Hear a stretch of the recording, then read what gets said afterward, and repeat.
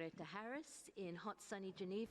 Throughout history, outbreaks and pandemics have changed economies and societies.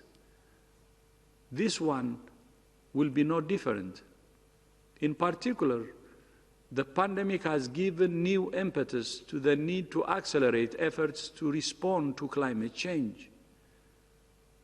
The pandemic has given us a glimpse of our world as it could be: cleaner skies and rivers.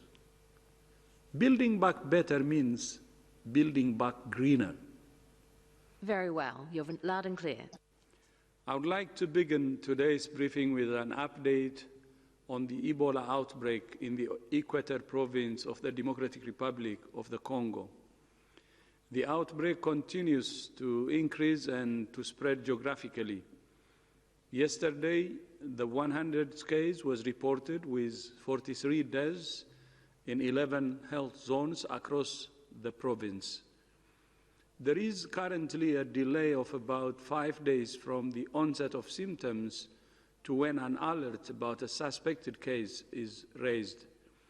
This is concerning. We have with us, as always in the room, the WHO Director General.